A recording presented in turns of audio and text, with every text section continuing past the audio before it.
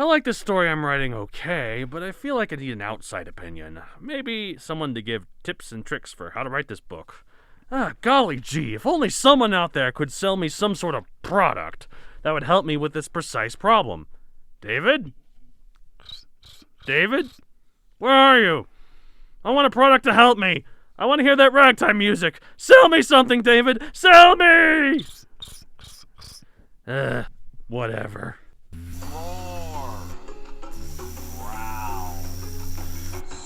Wait, my phone's notification sound. I got a text. Let me see what it is. For writing tips, call 1-900-WRITTING. I'm not sure about this, but here we go. Dialing now. Oh, hello there, handsome. You're here for some writing tips, huh? Yes, I am, miss. Well then, don't keep me waiting. What is your story about? Oh, it's about this vampire with machine guns battling werewolves with photon blasters. A classic story reimagined for a modern age. Oh, that sounds so cool. I like that a lot. Tell me more.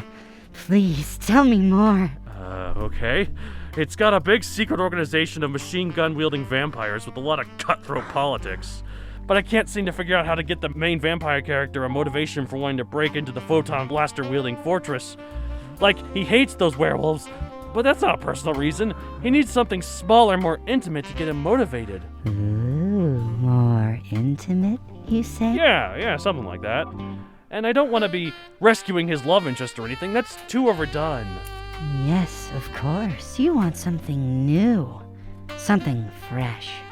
Something hot. How about instead breaking into the big, enormous werewolf fortress will help liberate his people because he lost something very important to the photon blaster werewolves and wants to make sure none of the machine gun vampires will ever lose what he has. Yes. That gives a more notable reason, plus a personal motivation. That's a great idea. Ooh, you like it like that, huh? Yeah, I like that a lot. Thank you, miss. You got any more writing tips for me? Oh, anything for you, sir. Why don't you come meet me at my place? Sure, sounds great. That way we'll go through all sorts of writing tips. Yes, writing tips. That's what I was thinking of. See you there, hotshot. See you there. This'll be great for my writing. I shall skip right on over to her place. Whoa there, Donald, where are you going? Oh, hey, David. You sure showed up late. Sorry, something came up. I've got a product to sell for you. Ooh, I'm interested. What is it? This week, we at the Ritwit are sponsored by the Ultimate Writing Tip Handbook. This Bible-sized codex will provide any and all tips for any writing problem you will ever face. Ooh, that sounds great. I think I'll go look over this instead. Looks more like something that'll help me than where I was going. Wait, what'd I miss? Oh, someone offered to help me with some writing tips, but I think this will help more, so I'll stick with it. So why were you late, David? To be honest, I was on a date. She was really nice. It went rather well. Oh, good for you. Happy to hear that. Although, I gotta admit I'm a bit jealous. It seems no girl's ever interested in me. Don't worry, Donald.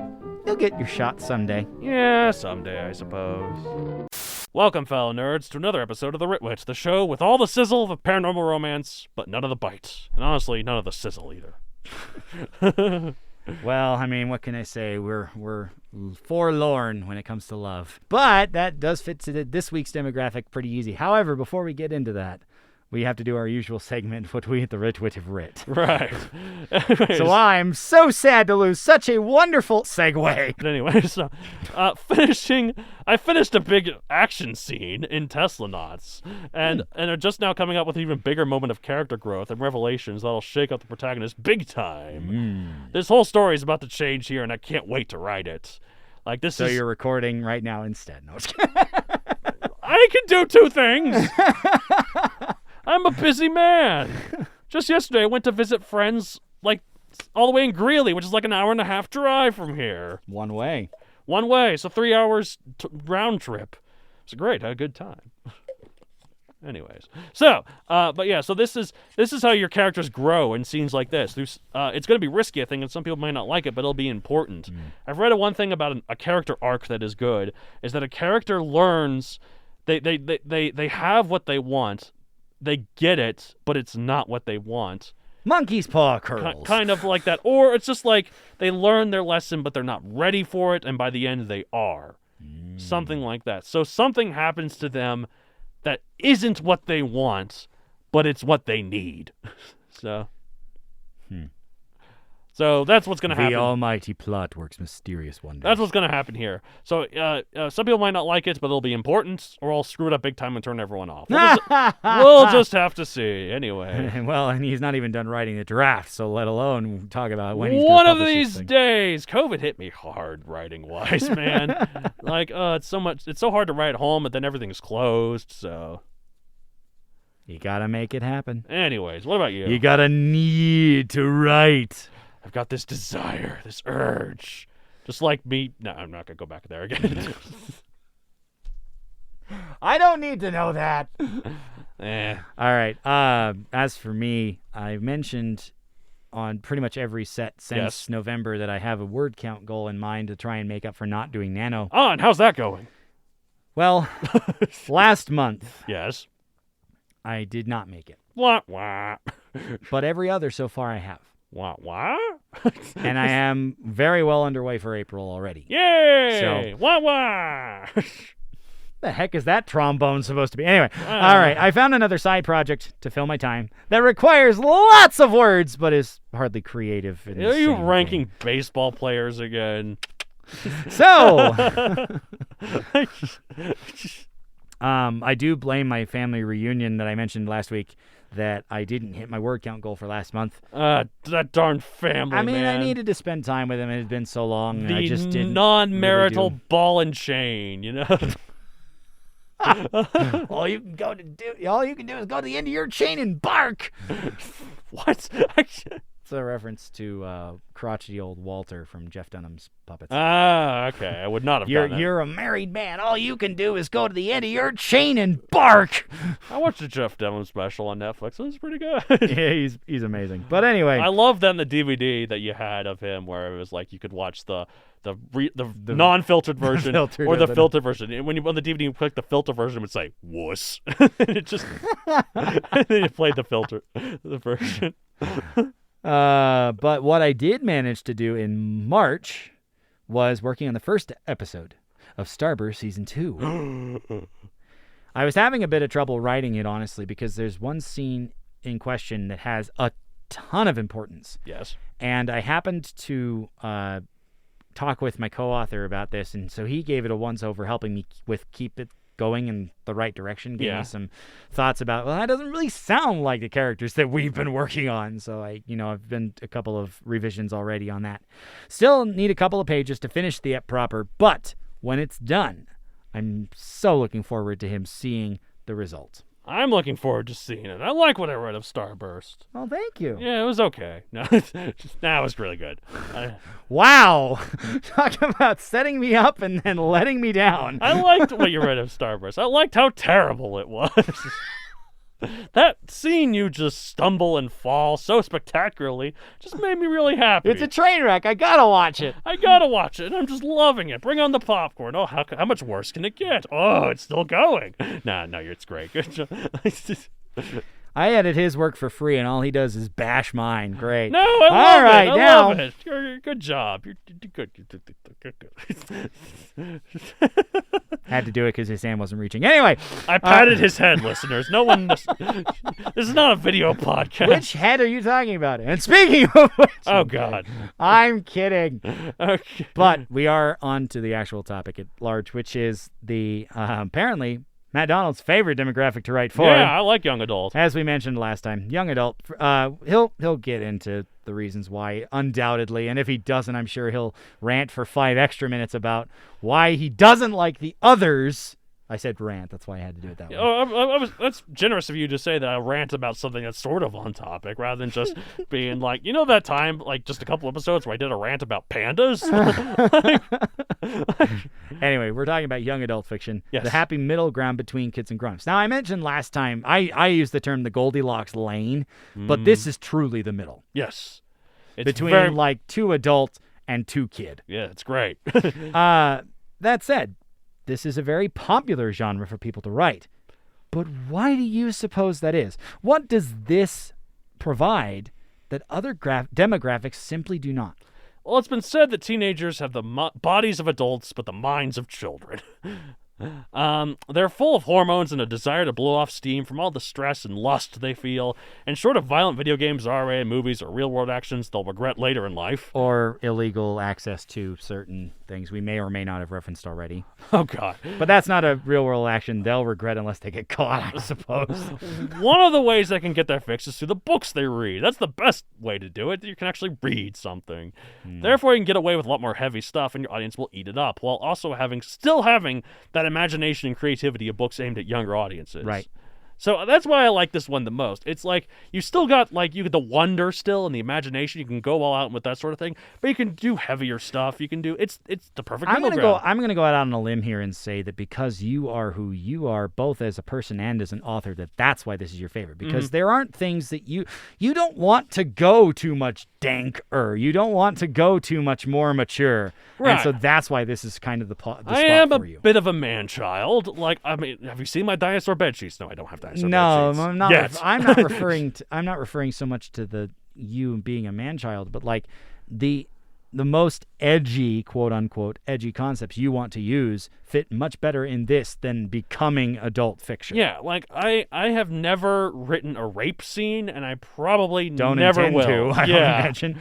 So but there still should be some substance to the heavy stuff you do to this, and teenagers still have developing minds that need to be guided well. Yep. So, I mean, I said that child minds are probably the most impressionable, but unfortunately, while they're the most impressionable and the most elastic so they can take new information, this is the most important time for a young adult reader, because this is where all where all of their opinions become codified. right. This is where all their ideas about the world are solidified. Mm-hmm. Right, and that's why people had such a hate thing for going on for Twilight. Because some of the things... Diehards. Some of the things that in that book give teenagers a very, very unrealistic view and very kind of problematic view on what romance should be. Like, people got onto Aragon, but the worst you could say about Aragon is that it's amateurishly written. It's not problematic. Like... I'm not even sure I'd argue that Twilight is really in this demographic properly based. No, never mind. You're thinking of conflating. 50 Shades of Grey, which Exactly. started out as Twilight fan fiction, but no. I'm conflating. That's my fault. But Twilight is in this demographic, and and one of the reasons why Bella is so kind of blank is because she's meant to be a blank slate for the teenagers to project themselves onto. Oh, lovely. So that's the problem with it, and why people get onto it. Thankfully, it's died down for a while. Now, I think there was a 5th book that was released. There is a phrase that was originally in a movie. My dad told me about while he was still alive that it was originally in Italian, but the translation of the phrase goes, "Time heals all wounds." Yes. Time wounds all heals. That's true. But the point being that, in criticism of something, when it's no longer relevant, no longer current, it probably will fade away over time. Yeah, so why am I bringing it up? I just brought it back into the conscious. Nope, ignore that. What about you, David? I believe that this is the most popular demographic by association, with people deciding they want to write generally around this age. Yeah, I'd say so. I mean, unfortunately, if you started earlier, you'd have a ton more experience with a bunch more amateurish stories. But this is the point at which you start trying to think critically, having ideas of your own about the stuff you're watching, the stuff that you're all about. Like, I may have written earlier, but I definitely around this time I started reading books on like how to write well, like and You how to actually like. read books. What? Yeah, I know. But I read books about writing books, so Even worse. No. yeah, I was like, like how to write this, or like what how to write fantasy, how to write This is gonna be me, and I think that Donald over there has a similar like life arc to this. But like when I was a kid, I had a bunch of Thomas the Tank Engine trains. Oh, we're back to this now. Okay. But what I would do is I would take them out of the box and play with them and invent stories that way. Well, that's what Lego encourages with their stuff. You know? I was never good at building anyway, so I never bothered with Lego as much. But point being, that was how I created stories. And then finally I got to a point in middle school where I'm like, you know what? I'm going to write. I'm going to use words and do this stuff And instead of just coming up with it on the fly. And the bare essential of the Ritwit was born. But Yeah, from... world savers. Oh, yes. And Future World. That was my end. So that graduation of you're play acting scenarios with the toys from the shows that you watch to, you know what, I'm writing stories about the characters that I watch. Right. To I'm going to write my own stories and With my own characters. And the point at which you get to truly aiming for original content is in this demographic of readers. I'd say so. And I think that eventually those writers grow, and because this target demographic has like the least restrictions, it's too appealing. Yeah, so they keep coming back. Yeah, I'd say so. Like, I think I'll always write for young adults. So I mean, yes, starting earlier, but you get the benefits of extra time, some crucial experiences, but now you finally have the life experience to write for this demographic, and people go to town. Self-insert fan fiction, the gateway for many a hobby writer. You know, I say that like I wanted to write door-stopping novels, but I've kind of died off in that. But the time I really wanted to do it was when I was this age. I fantasized so much about me seeing this 800,000 word book just sitting on this shelf. Just imagine how long it would take you to actually write the whole thing. I don't know, Stephen King. How many phases of, I'm actually really tired of this, so I have to put it down for a while, but then you come back to it because you're inspired again, and it's like, oh my God. Stephen King somehow does it.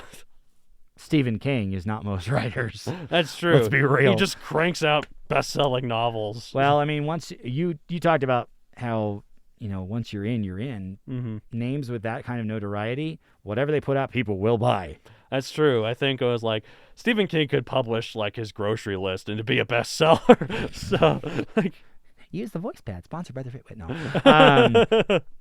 Anyway, self-insert fan fiction, sketching your favorite characters from some media, so comics, film, TV show, what have you. The desire to create an idea proliferates in this audience group. Right, exactly.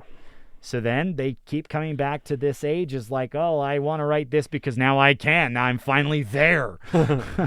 'Tis way easier for an adult to write younger than the inverse. Now, obviously some prodigies where kids can handle writing realistic adults, and there are certain writers struggle writing outside their own demographic age-wise anyway, so take that with a grain of salt. But that leaves such a fertile ground for writers to ply their story ideas in. It's true. No holds barred, no more bubble wrapping, exotic or humongous, as you want it to be, nearly limitless in scope except for the bounds of your imagination. What's not to like? You just succinctly described everything I like about this. So good job. You just put it into words so well. It's almost like you're a writer or something. I am definitely a writer. I cannot claim to be much of a writer. I guess that's true. Now, moving on to the next question. Being a teenager is a period in life of big change for people, and it's often really stressful. Yes. Unless you're homeschooled. No, I'm kidding. No, It's it was still stressful for me too. What kind of themes or writing styles will help when writing for an audience like this one? Teenagers are very self-reflective. They look at the world and think about their place in it and how they relate to the people around them. A lot of them are very insecure, and some of the more unlucky ones, like me, keep that insecurity well into adulthood. I seem to remember that if you look at it socially, I didn't really come into my own until I was a senior in high school, and then I took that into college. But like the first 3 years of high school, I tried keeping to myself about as much as possible. Yeah, no, I get that. I think what really made me grow up was when my later years of college, when I lived in that house with a bunch of people, that really helped. Like, Yeah. it was difficult a lot of the time, but it really helped. But that doesn't itself solve the insecurity. No, it doesn't. Especially if it like lingers within you and it doesn't get voiced to enough people that they can help you through it. Right. So But anyways, having books that with characters that these people relate to, that grow and develop in ways that they themselves would like to, is a very good way to go. Sure. Usually first person is helpful for this, I've heard, but it can work in third person as well. I prefer writing third person anyway, so. I tend to like writing third person because I tend to like letting the readers in on the whole shebang, which means I have to focus on the villains at some point, and first person gets too confusing to change narrators. Well, all and the time. plus I just like, I like changing the perspective. Like, Speaking of, we talked about point of view characters way back when. who knows when? I don't remember the thing, so ding.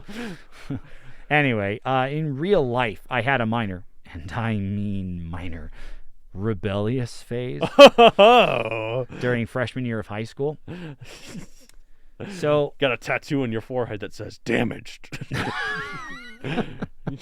no, I got fake tattoos on my knuckles. That one said love and the other said hate. No, I'm kidding. And then you put them together. It's a metaphor. It actually is based on some movie character. I can't remember where it originated, but anyway. I've got my brother right here, and I've got another brother right here. I think it's time for a family reunion. Lord, you would have been a terrible bully. All right, so I was not a bully. I was the bullied. as I said, you would have been a terrible bully. Then I grew to 6 feet tall and stopped getting bullied, except for on the internet. But where I'm still bullied. Anonymity is a wonderful thing, let me tell you. I'm still bullied by 12-year-olds to this day. Anyway. Anyhow, so as in that rebellious phase, I thought, God, this is really hard for me to go through right now. I didn't want to go through it, and I wasn't sure how to deal with it. Mm-hmm. But I had an assignment for class where I had to write a story. Wrote the story. Bam! Solved the problem in it myself. Nice.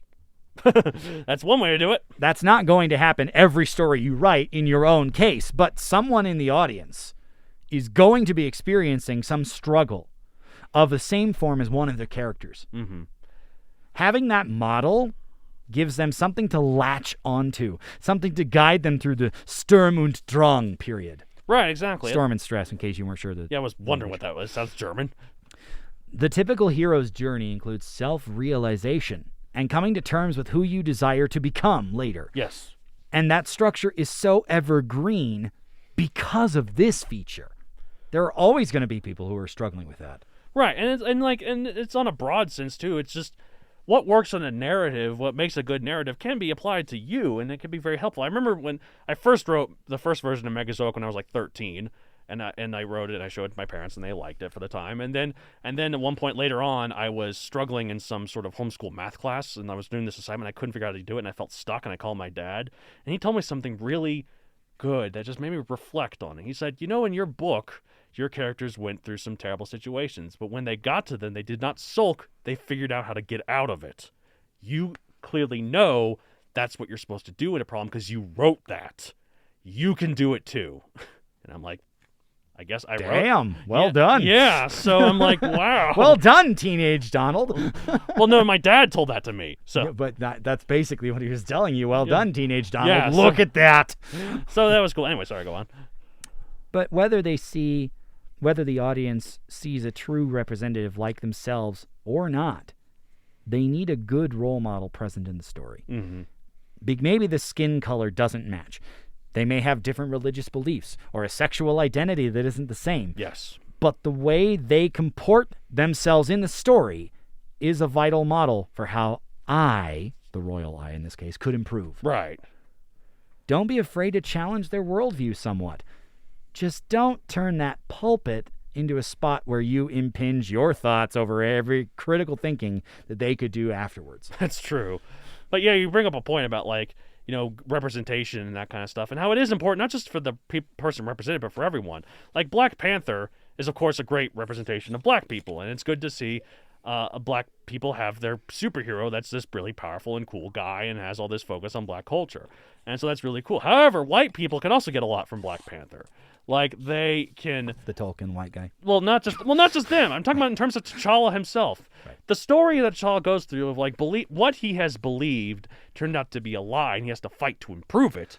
That's something a lot of people, regardless of your skin color, can relate to. Absolutely. So... And I want to go one step further and then hopefully stop talking about representation, because that's not the topic of this episode. But I implore that it be legitimate, serious representation. Yes. Not token inclusion, Yes. not lampoons of what we expect them to be, unless you're going for a gag.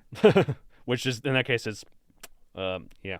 But you're not going to represent them properly, because that's the point. And I don't know how... But I don't think it's okay. No, it's not. But Into the year of our Lord 2021, if you're playing it for laughs, that's the only acceptable circumstance, that you're not portraying them as human enough that somebody who doesn't have the same skin tone, doesn't have the same sexual identity, can still look at them and learn something worthwhile. You know, the only exception to that is if you are of that representation. Like, Mel Brooks makes fun of Jewish people Because he is. all the dang time because he is Jewish. Well, I mean, we like to joke that we're equal opportunity offenders. I'll make jokes about other people. I'll make jokes about myself to quote I guess unquote that's balance true. it out. Anyways, sorry. So I was going to go on and go to the next question. Got it. Okay. Yes.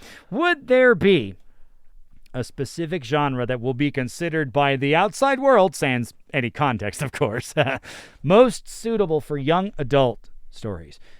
On the flip side of that, one that simply does not mix with this demographic. Young adult books are quite varied and deal with a lot of genres and themes, but if there's one thing that usually works better for them versus adult books, it's not so much a genre, but a theme, I'm thinking. Adult books, even fantasy and sci-fi ones, are often kind of dry. Like, they can have a lot of cool stuff in them. They're not as much fun, and they don't have as much imagination. The childlike wonder is gone. Yeah. Now, this is selling some of it short, but in general, adults like serious stuff more than teenagers. I wish that wasn't the case. And there will be adults, too, that do like, but Yeah, like, I wish that wasn't... they're the exception most of the time. Being an adult is hard enough, so why not lighten it up a little, I say? But, you know, it is what it is. For the other end, I think period romance works a lot better for adult audiences versus young adult. I'm basing this off of nothing but my own limited observations. But I've seen a lot more of that aimed at adults than young adults. I'm not sure why. Maybe young adult audiences find them boring, and to be fair, they're not alone. Yeah. Certainly something to be said about that. For me, if I'm seeing paranormal anything, I'm assuming the author aimed at this demographic. That's now, true. Maybe in another decade, when those people have grown up more, it will surge in adult sales even more. But for now, that's a bit too out there for those over-serious adults. Well, I think it depends on what it is. If it's paranormal romance, then probably this. But, like, It is paranormal, and that's an adult book. So Anything centered on a workplace is a bit too on the nose to be young adult. that's true. Since these kids are likely in their first part-time jobs or internships rather than working for a corporation on the typical 9 to 5. If it's an experience they've yet to have, I will assume it's targeted higher than this age group. And the same is true across the other demographics we talked about as well. Yeah, I think there are some ways you can work around that, though. Like, Monsters, Inc. is a kid's movie. Yeah. But it's all about, like, their job, their work, the company going under. At one point, Water News mentions the board of directors. But do you remember what you said a couple weeks ago about the characters being non-human? And that's the thing. That's why kids like it, because the concept to them is inherently relatable. The other main character is a kid, but... That's true, but she's not the focus, though. No. But they're trying to protect her. But, like kids know about the monsters in their closet, and this kind of humanizes them, makes them interesting. So that's why they relate to it, but that's why they can get away with having this thing that, as an adult, you can appreciate a lot more. Like, the line where Sully's, like, says to Mr. Waternoose, you're just going through a rough time when talking about the lack of screams that are going down. You'll come out of it, and then Waternoose is like, tell that to the board of directors. That's not a line that kids are going to get, but as an adult, I'm like, I get it. Like, I appreciate that. The all-family experience of G movies. Anyways, but yeah.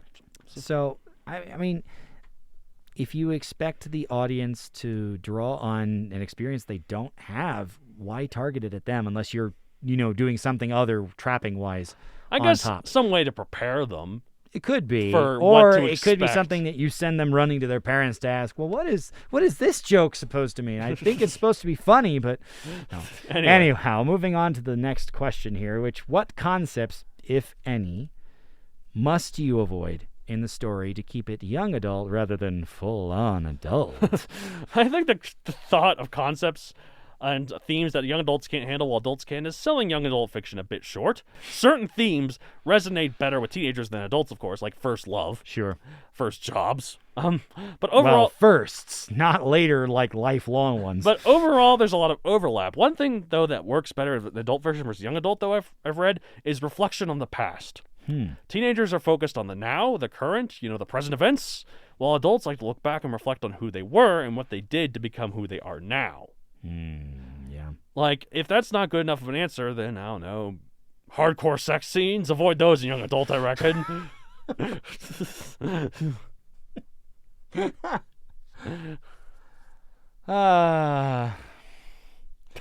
Yeah.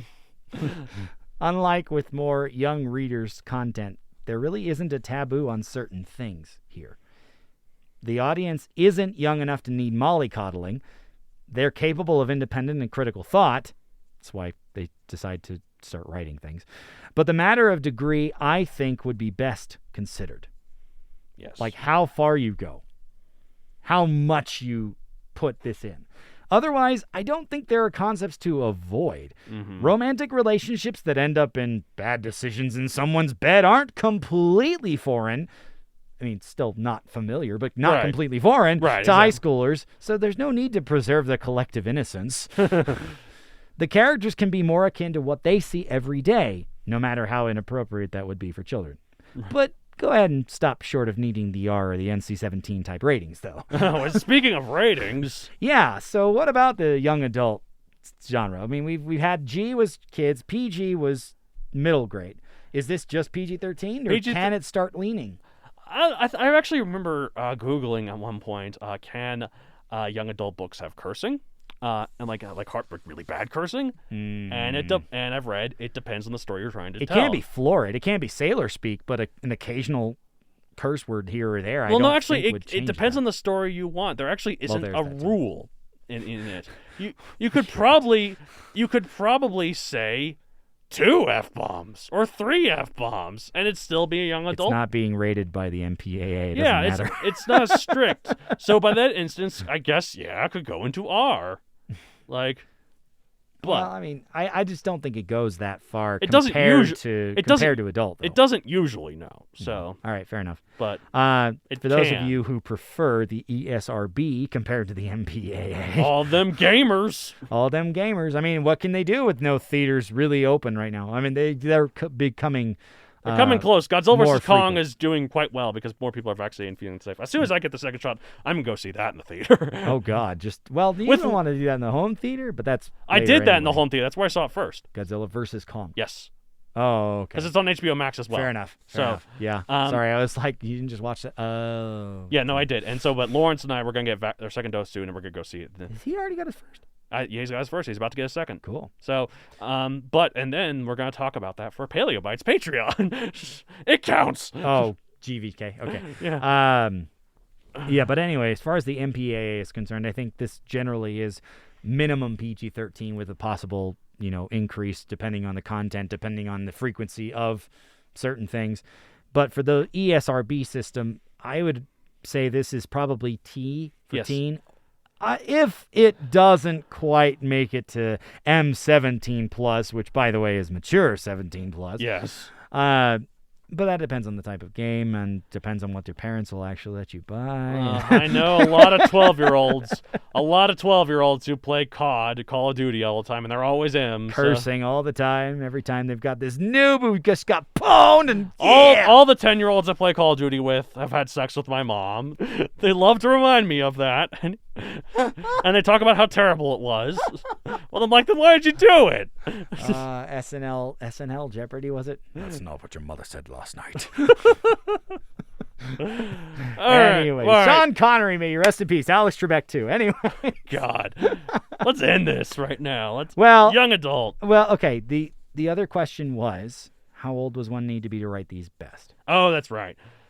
Actually, I think this is probably the first one where you can be in the age of range that you're writing, and you can still write the story well. A teenager can write young adult. I mean, I'd say that's fair, except to expect it to be really good, yeah, because unless they have been writing since they were children. like Christopher Paolini, love him or hate him, he wrote his young adult books when he was a young adult. So He also had an immediate leg up because his parents owned the you publishing use the company. connections you have. Some people It's are just not about what you know, it's about who you know. Sucks so much. Some people are just luckier. They're Anyhow, anyway. I think that's a fair statement, but I would also I don't think it's best then, but I think you can then. see. Yeah, I mean, I argue that that's not the greatest, but you're certainly capable of it because you're there. Mm-hmm. But I'd argue that the best is once you've finished high school, and then again, obviously, more experience helps. Yeah, I think maybe late 20s to early 30s. If you've is proven you're prime smart time. enough to get a GED or walk with your diploma, then you're probably capable of writing young adult well. Yes. But obviously, quality is in the eye of the audience reading the writer's product. So if you have things to say about our product, Oh, God. Perfect. That was really good. I try. So, yeah, that's it for this week. A huge thank you to all our patrons so far. Yes, if you want to find out more about that, check out patreon.com/Matthew Donald. We are so grateful for all of your support. Yes, we are. Thank you so much. You can contact us at mattsd@matthewdonaldcreator.com for any general questions to either co-hosts. If you want to specify David or Donald, that'd be great, so Yes. we know who you're talking to. That'd be nice. And follow me at Matthew Donald Creator on Facebook, at Matthew Donald 64 on Twitter, and Matthew Donald 64 on Instagram. Why 64? Because that's how many times I've given up a more lucrative career to become an author/podcaster. /podcaster. All right. No joke. I could have been an accountant, a patent attorney, an actuary, a professional basketball player, an Olympic gymnast, a butcher, a baker, a candlestick maker, an engineer, an astronaut, and 54 other things. Not a music major. Hell no. But no, I followed my dream instead. I'm such a success story. Yeah, success story.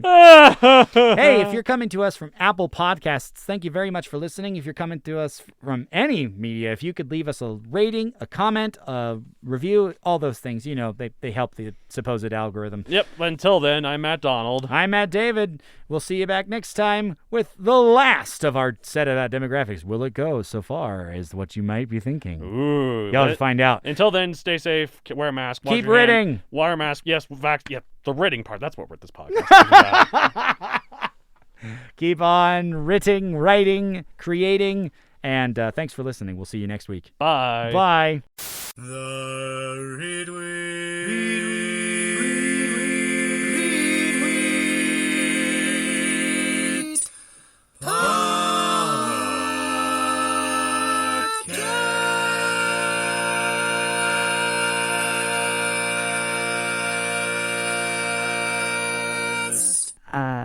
Yes, writing tips.